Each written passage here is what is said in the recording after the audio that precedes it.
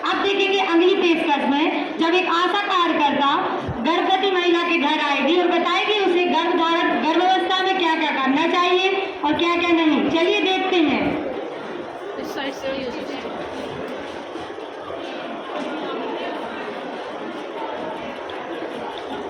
नमस्ते। नमस्ते। मैं आशा हूँ जो आंगनवाड़ी केंद्र से आई हूँ। मेरा ये है कि आपको क्या पे कोई गर्भवती महिला है क्या? हाँ, मेरी भाभी है, वो गर्भवती है। मैं उनसे बात कर सकती हूँ? हाँ, आइए। नमस्कार। आपका नाम क्या है? मेरा नाम भूमि है। भूमि है। आपका आखिरी महीना कब आया था? मेरा आखिरी महीना 15 फरवरी को आया था। आप एक काम करिए, आपके जो नज़दीकी स्वास्थ्य केंद्र है वहाँ पे आप जाइए और चेकअप कराइए, जांच कराइए और वहाँ से जो आयरन की दवाइयाँ होती हैं वहाँ से बोल लीजिए और पंजीकरण कराइए।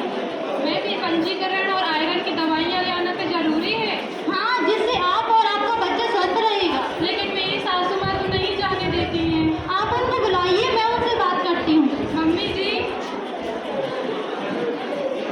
मम्मी जी, वो आंगनबाड़ी से एक मैम आई है, तो वो बोल रही है दवाइयाँ लाने के लिए, तो आप उनसे बात कर लीजिए। हाँ, क्या बात है आपको? मैं ये बोल रही हूँ कि जो आपकी बहू है, वो प्रेग्नेंट है, गर्भवती है, तो उनके लिए सरकार ने बहुत सारी योजनाएं बनाई हैं जिससे बच्चा और माँ दोनों स्वस्थ रहते हैं। आप भी उनको आंगनबाड़ी केंद्र में भेजिए और उनको जो वैक्सीनेशन कराइए, टीकाकरण कराइए, जो योजनाएं बनी है उनका लाभ उठाइए। नहीं, हमारी बहू कहीं नहीं जाएगी। आप उनको भेजिए जिससे उनका बच्चा भी स्वस्थ रहेगा। पास में पकड़ो। हमारी बहू कहीं नहीं जाएगी। पहला बच्चा है उसका, हम आंगनबाड़ी में जाके उसको खतरे में नहीं डाल सकते। हाँ, हम एक बार भाभी के लिए आंगनबाड़ी लेके आएंगे, पता तो चले कि क्या क्या सुविधाएं सरकार के द्वारा चलती हैं। हमको मालूम नहीं करना। क्यों नहीं करना? आप हमारे टाइम पे रिस्क ले चुकी हो, लेकिन भाभी के टाइम पे मैं आपको रिस्क नहीं ले दूंगी। ऐसा कुछ नहीं होता है, तुम लोग इतनी बड़ी ऐसे नहीं हो गए हो। हाँ, आपको पता नहीं है आजकल ऐसी ऐसी बीमारी चलने लगी है जिसका कारण तक पता नहीं है। हम नहीं जानते, बहू हमारी कहीं नहीं जाएगी तो कहीं नहीं जाएगी। अरे आप दोनों बहस मत कीजिए। हमारी बहू कहीं नहीं जाएगी। जो भी सुविधा आपको देनी है घर में आके दीजिए, वहाँ आंगनबाड़ी नहीं जाएगी। नहीं, हाँ, मैं लेके जाऊँगी, आप निकल मैं भाभी को आंगनबाड़ी लेके जाऊँगी। तुम लोग कभी हमारी सुनते हो? जो करना है करो। नहीं करना है, भाभी को आंगनबाड़ी लेके जाएंगे। ठीक है, जो भी होगा उसके जिम्मेवार तुम लोग खुद हो। हाँ, तो जिम्मेदार है। ठीक है, मैं जाती हूँ। अरे मैम, आप हमारी सासू माँ से बोल के तो जाइए, वो मुझसे ज़्यादा काम ना करवाएं। तो आप काम कीजिए जिससे आपका स्वास्थ्य और आपके बच्चे का स्वास्थ्य भी ठीक रहेगा। लेकिन मैंने तो देखा है कि प्रेग्नेंट महिलाएं जो होती हैं वो काम नहीं करती हैं। वो उन गर्भवती महिला के लिए होता है जिनके बच्चे में या फिर उनमें कोई परेशानी होती है, जैसे कोई बीमारी होती है, उन महिला मतलब मुझे काम करना पड़ेगा। हाँ, आप काम करिए जिससे आप और आपका बच्चा दोनों स्वस्थ रहेंगे। ठीक है मैम, धन्यवाद।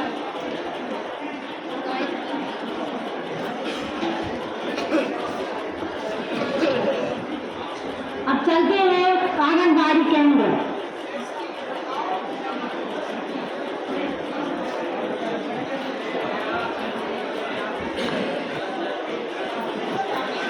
माँ, हम लोग आंगनबाड़ी लेके जा रहे हैं भाभी के लिए। हाँ ठीक है, हम लोग चलो भाभी। आइए, बैठिए। मैं बताती हूँ कि कौन कौन सी योजनाएं होती हैं, क्या आहार लेना चाहिए और कौन से टीकाकरण कब लगवाने चाहिए। जी बिल्कुल।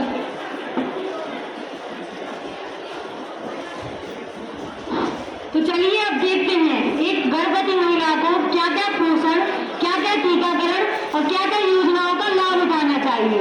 तो सबसे पहले देखेंगे क्या क्या सरकारी योजनाएं जो गर्भवती महिलाओं को लाभदायक होती है और सरकार द्वारा चलाई जाती हैं।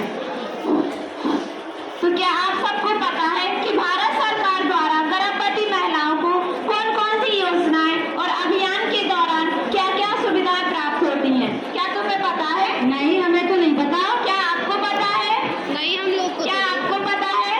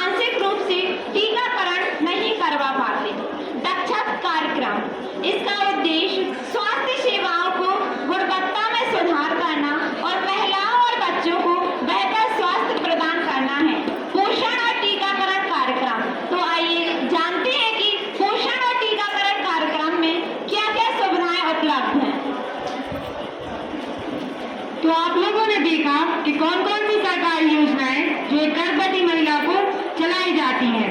तो हम अपन देखेंगे वैक्सीन। वैक्सीन क्या होता है? वैक्सीन टीकाकरण। तो देखेंगे गर्भावस्था धारण करने से लेकर बच्चे को जन्म देने तक गर्भावस्था में महिला को कौन कौन से टीके लगवाने चाहिए। तो उसे गर्भवती होने के बाद टिटनेस टॉक्साइड मतलब टीटी का इंजेक्शन और डिप्थीरिया, टिटनेस, ऑक्सीकिया, पर्ट्यूसिस इसके टीके लगवाने चाहिए और फ्लू और कोविड-19 इसके भी टीके लगवाने चाहिए। कोविड-19 अभी से लगने लगा है, पहले नहीं लगता था।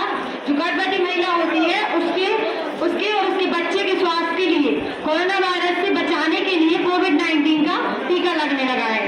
तो देखते हैं टीके कब कब लगाए जाते हैं। टीटी का गर्भावस्था के दौरान जल्द से जल्द 2 टीके लगाए जाते हैं और डिप्थीरिया, पर्ट्यूसिस, टिटनेस एंड ऑक्सीकिया 26 से लेके 36 सप्ताह के बीच में कभी भी लगवाए जाते हैं।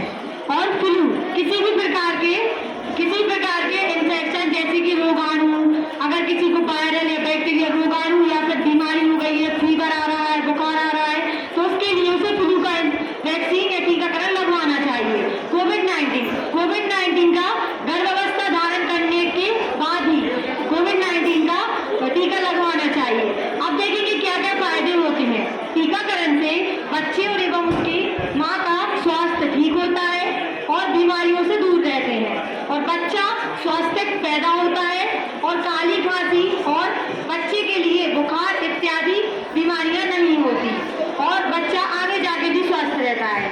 और गर्भवती महिला को कौन कौन से टीके नहीं लगवाने चाहिए?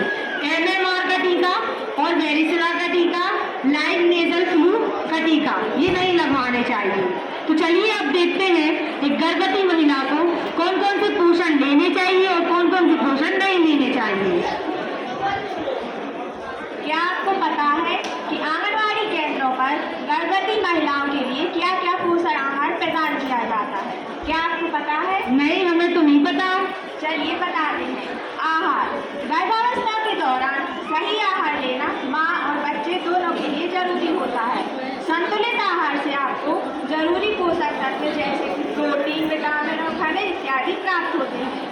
गर्भवती महिलाओं को उचित पोषण और आहार के लिए सरकार ने पोषण अभियान की शुरुआत की है, जिसके अंतर्गत आंगनवाड़ी केंद्रों पर गर्भवती महिलाओं को पोषण के लिए गेहूं, दाल और कुछ राज्यों में फल और सब्जियां भी दी जाती हैं। आंगनवाड़ी में प्रदान होने वाले पोषण आहार में गर्भवती महिलाओं को प्रति माह 3 किलो गेहूं, 1 किलो चने की दाल दी जाती है। हर महीने 1400 ग्राम मीठा दलिया, 1400 ग्राम खिचड़ी और 700 ग्राम सादा दलिया दिया जाता है। अन्य पोषण सहायता के रूप में आयरन की गोलियां दी जाती हैं। कुछ राज्यों में आंगनवाड़ी केंद्रों में पोषण वाटिका की शुरुआत की गई है, जहां पर ताजे फल और हरी सब्जियां उगाई जाती हैं ताकि बच्चों और गर्भवती महिलाओं को ताज़ा और पौष्टिक भोजन मिल सके। अब आपको समझ में आए कौन कौन सी योजनाएं सरकारी योजनाएं हैं? हाँ, देखो भाभी, मैंने बोला था ना, माँ अपन लोगों के लिए आंगनबाड़ी नहीं आने दे रही थी, लेकिन यहाँ आके हमें कितनी सारी चीज़ों के बारे में पता चला। और अब आहार में क्या लेंगी? खिचड़ी, दलिया ये सब लेंगे, है ना भाभी? आप अपने स्वास्थ्य का ध्यान रखिए और अपने बच्चे का स्वास्थ्य का ध्यान रखिए।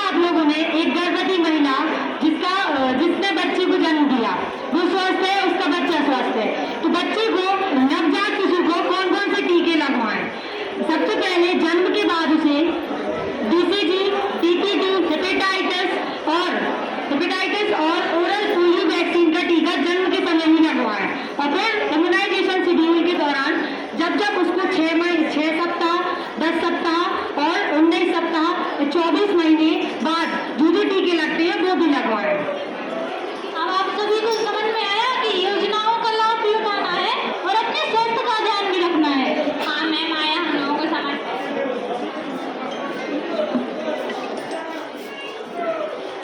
तो जैसा कि आप सबने देखा, सारी सुविधाओं का लाभ उठा के, एक अच्छा पोषण लेके और सारे टीकाकरण टाइम पे करवा के एक महिला ने अपने स्वस्थ बच्चे को जन्म दिया है। तो क्या